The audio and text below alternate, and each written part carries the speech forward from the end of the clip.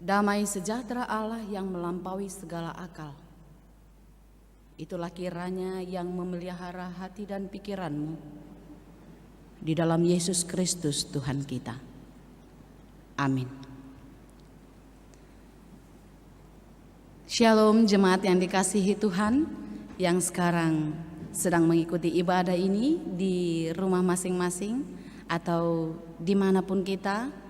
Biarlah di situasi kondisi hari ini, di dalam ibadah kita secara live streaming, tidak pernah mengurangi sukacita kita, karena kasih Tuhan tetap dan terus akan bersama-sama dengan kita. Amin. Bapak Ibu saudara-saudari yang terkasih, firman Tuhan untuk kita pada hari ini di minggu ke-7 setelah Trinitatis tertulis di dalam kitab Efesus 2 dimulai dari ayat 11 sampai 22. Saya akan membacakannya untuk kita semua. Karena itu ingatlah bahwa dahulu kamu sebagai orang-orang bukan Yahudi menurut daging, yang disebut orang-orang tak bersunat oleh mereka yang menamakan dirinya sunat, yaitu sunat lahiriah yang dikerjakan oleh tangan manusia. Bahwa waktu itu kamu tanpa Kristus, tidak termasuk kewargaan Israel, dan tidak mendapat bagian dalam ketentuan-ketentuan yang dijanjikan, tidak berpengharapan dan tanpa Allah di dalam dunia. Tetapi sekarang di dalam Kristus Yesus, kamu yang dahulu jauh sudah menjadi dekat oleh darah Kristus.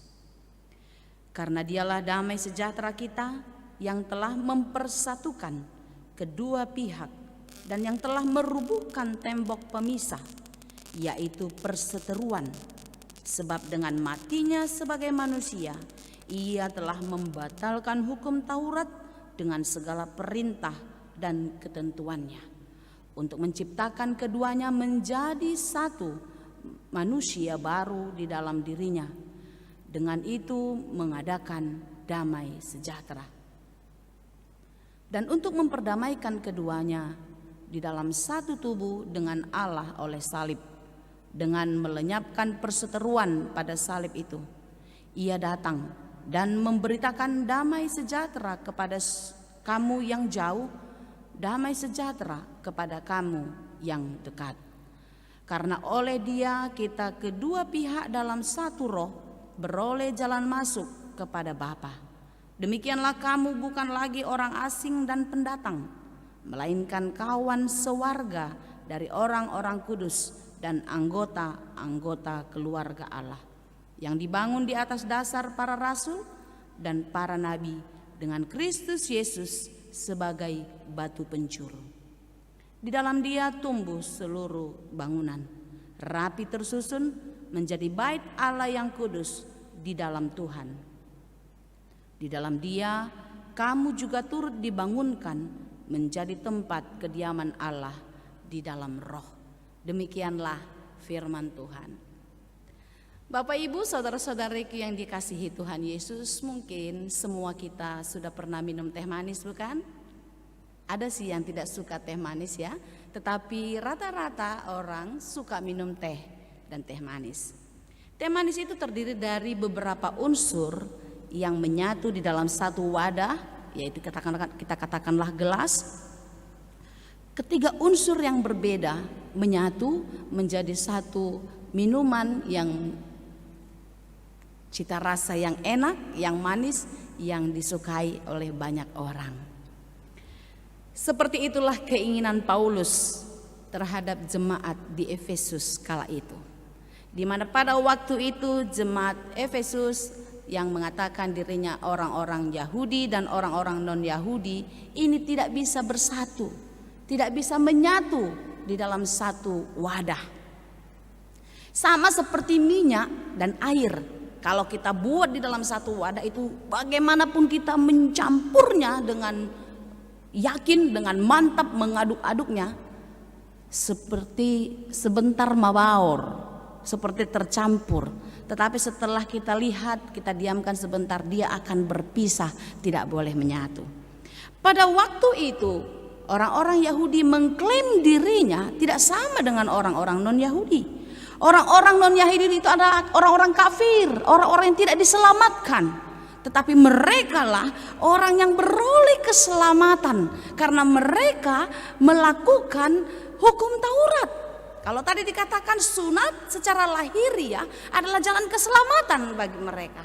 Jadi orang-orang yang tidak bersunat, orang-orang yang bukan Yahudi itu adalah orang kafir yang tidak pantas untuk mendapatkan keselamatan.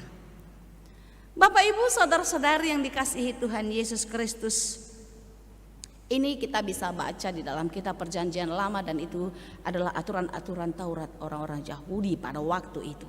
Tetapi saat ini, hari ini, Yesus Kristus seperti apa yang sudah kita baca tadi di dalam perikop kita. Yesus Kristus mengubah segalanya. Yesus Kristus memperbaharui paradigma, pola pikir.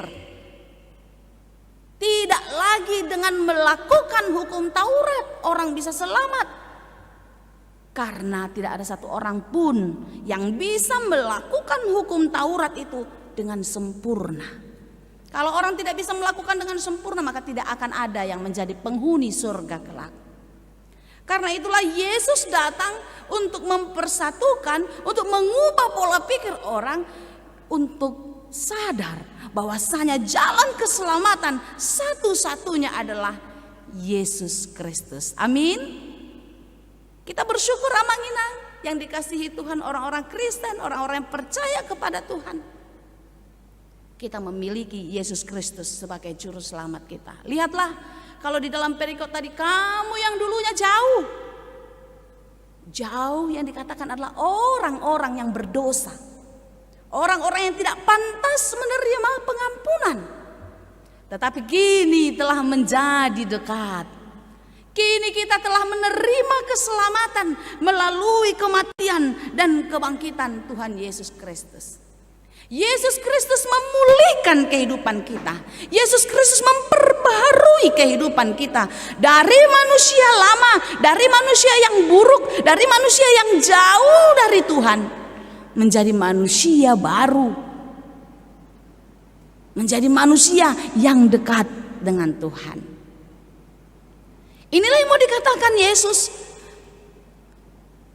melalui perikop kita sampai kepada kita hari ini. Tidak ada perbedaan di antara kita. Mau apapun warna kulit kita, mau bagaimanapun pendidikan kita, sebesar apapun rumah kita, dari manapun kita datang, tapi di dalam Tuhan itu boleh semua berbeda-beda, tapi di dalam Tuhan kita semua satu. Amin. Karena itu Bapak Ibu saudara-saudariku yang terkasih dalam Yesus Kristus, di dalam kesatuan bersama-sama dengan Kristus, kita yang dibangun di dalam kesatuan di dalam Yesus Kristus, tentu tidak lagi boleh mengklaim diri kita lebih baik, mengklaim diri kita lebih hebat, mengklaim diri kita lebih sempurna dari orang lain. Tetapi di dalam kesamaan kita sebagai anak-anak Tuhan, kita diajar oleh Tuhan, kita diajar oleh Yesus untuk melakukan hukum yang utama dan yang terutama. Hukum Taurat itu digenapi dengan kedatangan Yesus Kristus ke dunia ini. Dan Yesus Kristus membawa hukum yang baru, yaitu hukum kasih. Dalam Matius 22 ayat 37 dan ayat 38 jelas dikatakan, kasihilah Tuhan Allahmu dengan segenap hatimu, dengan segenap jiwamu, dengan segenap akal budimu. Mengasihi Tuhan. Itulah hukum Taurat pertama sampai ke 4. Ya kan? Lalu yang kedua, hukum yang kedua yang sama dengan itu ialah kasihilah sesamamu manusia seperti dirimu sendiri. Itulah hukum Taurat yang kelima sampai 10. Yesus Kristus datang bukan mau menghilangkan itu semua, tetapi dia datang untuk menggenapi. Yesus Kristus memberi keselamatan, Yesus Kristus memberi pembaharuan, memberi kekuatan baru bagi kita untuk mampu melakukan apa yang dikehendakinya. Bapak, Ibu, saudara-saudari yang dikasihi Tuhan, kita bersyukur saudara, saya, dan kita semua yang sudah beroleh keselamatan, yang sudah dimenangkan di dalam kematian dan kebangkitan Tuhan Yesus Kristus. Kita terpanggil untuk bersatu hati di dalam kasih. Seperti topik minggu kita pada hari ini, yaitu kesatuan dan damai di dalam Tuhan. Kita tidak akan bisa berdamai dengan orang lain jika kita mengandalkan diri kita. Karena kita ini orang yang egois, orang yang sering tanpa kita sadari hanya memikirkan diri kita sendiri. Tetapi damai di dalam Tuhan, kita membangun kesatuan di dalam kasih. Tentu setiap kita terpanggil untuk peduli kepada orang lain. Di dalam kesatuan kita memikirkan orang lain. Unang hola dirita tapasari-sari, unang hola dirita tarikoti. Tetapi kita peduli dan empati kepada orang lain. Puji Tuhan, dukungan seluruh jemaat gereja kita seperti yang kita dengar dalam warta jemaat tadi. Gereja kita sekarang sudah mendirikan lumbung kasih. Lumbung tempat penyimpanan begitu banyak kasih Tuhan. Kasih Tuhan yang dititipkan kepada seluruh jemaat, kepada orang-orang yang ada di sekitar kita. Kita kumpulkan di dalam gereja ini untuk kita bagikan lagi di dalam kasih yang dari Tuhan kepada jemaat yang memerlukan. Terima kasih kepada seluruh jemaat yang dengan sukacita memberikan berkat Tuhan yang Bapak Ibu miliki untuk kita bagikan kembali kepada saudara-saudara kita yang memerlukan. Karena dengan demikianlah kita benar-benar mengatakan kita mengasihi Tuhan Allah dengan segenap hati, dengan segenap jiwa, dengan segenap akal pikiran kita. Jadi dang holan hati. Tapi kita sudah beraksi, kita sudah menunjukkan apa yang harus kita perbuat sebagai tubuh Kristus. Amin. Karena itu Bapak Ibu saudara-saudariku yang terkasih, bagi kita yang sedang terdampak pandemi COVID-19 yang begitu dahsyat menggoncang kita saat-saat ini. Sampai hari ini kita harus melakukan ibadah secara live streaming. Kita tidak boleh menyerah. Kita tidak boleh takut. Kita tidak boleh berputus asa. Amin. Anak Tuhan tidak boleh takut. Anak Tuhan tidak boleh kendor di dalam semangat. Karena kasih Tuhan banyak yang akan dicurahkan bagi kehidupan kita melalui orang-orang yang ada di sekitar kita. Tentu kasih itu tidak hanya sebatas materi saja. Support, doa. Setiap hari kami para pendeta Bible Pro menerima telepon, WA, atau call conference. Tadi malam kami melakukan ibadah dengan pemuda dan remaja gereja kita secara live Zoom.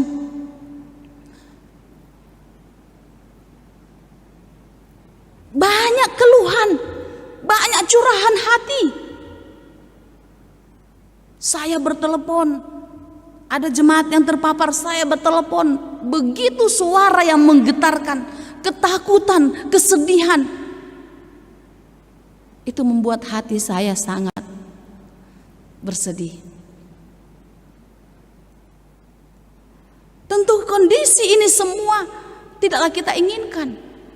Tetapi di dalam kekuatan daripada Tuhan, kita akan mampu saling menguatkan. Kita akan mampu saling mendoakan. Kita akan mampu saling mensupport satu dengan yang lain.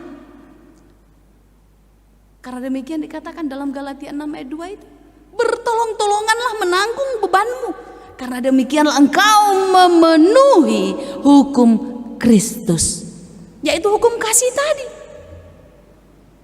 Karena itu Bapak Ibu saudara-saudari, bagi saudara yang sedang sakit, yang sekarang mungkin mengikuti ibadah ini di rumah atau di rumah sakit, Bapak Ibu tidak sendirian. Begitu banyak orang yang mendoakan, begitu banyak orang yang mendukung Bapak Ibu saudaraku untuk tetap kuat, semangat melawan rasa sakit. Di kondisi pandemi ini memang membuat kita sangat mencekam ya. Ada beberapa yang harus gugur. Tapi perlu kita ingat, Tuhan memanggil anak-anaknya seturut dengan kehendaknya. Banyak kok orang yang sudah parah sekali tapi sembuh. Banyak kok orang yang meninggal dari masih kecil. Dan ada yang sudah sampai tua renta. Artinya hidup mati kita itu adalah kehendak Tuhan. Apapun yang terjadi dalam hidup kita sekarang, jangan pernah takut, apalagi karena kematian. Biarkan Tuhan yang berkehendak di dalam kehidupan kita. Biarkan Tuhan yang menyatakan rencana yang baik dan yang terindah di dalam kehidupan kita. Saya tahu itu tidaklah mudah, Amanginang. Saya tahu ini bukan hal yang sederhana, yang gampang untuk kita lakukan. Tapi percayalah, di dalam Tuhan semua bisa kita lakukan. Seperti apa yang dikatakan Paulus, saluhutna dotar patu paau marhite-hite ibana na margogoyuhon au. Segala perkara dapat kutanggung di dalam Dia yang memberi kekuatan kepadaku. Katakan itu di dalam hatimu, Amanginang. Kalau Anda sekarang sedang sakit, sedang bergumul karena dampak pandemi COVID ini, katakan, aku akan dimampukan, semua dapat kutanggung di dalam Dia, di dalam Tuhan yang memberi kekuatan kepadaku. Karena itu Bapak Ibu saudara-saudariku yang terkasih, kita semua terpanggil untuk bersatu hati di dalam damai Tuhan, untuk berbagi kasih kepada orang lain. Kalau Anda sudah melakukannya, jangan pernah berhenti. Teruskanlah sampai akhir perjuangan hidup. Kalau Anda belum melakukannya, bukalah hatimu dan lihatlah betapa banyak berkat karunia Tuhan yang sudah kita miliki. Dan berikanlah itu kepada orang yang memerlukan. Na binahen mutu anggiku na metan. Nah tuau doi ido didok Tuhan Yesus. Kalau kita melakukan itu bukan karena Dia saudara kita, bukan karena Dia jemaat gereja kita, tetapi karena Dia adalah juga sama seperti kita, anak-anak Tuhan yang diberkati. Amin. Kalau kita melakukan itu karena kita terpanggil dan harus melakukan di dalam Tuhan, kita melakukannya untuk Tuhan. Karena itu jangan pernah berhenti berbuat baik. Bersatu, buang keegoisan, buang keakuan kita, tetapi bersatu hati di dalam damai Tuhan, untuk saling menguatkan, untuk saling menopang, untuk saling mendukung satu dengan yang lain. Menutup khotbah ini saya akan menyanyikan satu lagu untuk kita. Kasih dari sorga memenuhi tempat ini, kasih dari Bapa surgawi, kasih dari Yesus mengalir di hatiku, membuat damai di hidupku. Mengalir kasih dari tempat tinggi, mengalir kasih dari tata Allah Bapa, mengalir, mengalir, mengalir dan mengalir mengalir memenuhi hidupku. Saya nyanyikan sekali lagi, yang tahu boleh ikut bernyanyi di rumah. Kasih dari sorga memenuhi tempat ini, kasih dari Bapa sorgawi, kasih dari Yesus mengalir di hatimu, membuat damai di hidupmu.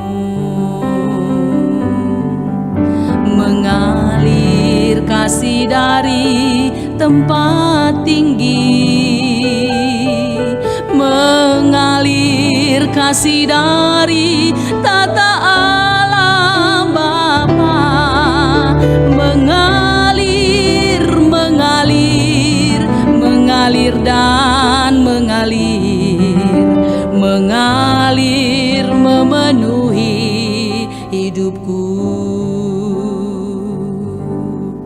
mengalir memenuhi hidupmu. Tetap semangat, tetap kuat. Mari bersatu hati di dalam damai Tuhan untuk saling menguatkan, untuk saling memberikan kasih kepada semua orang. Tuhan Yesus memberkati. Amin.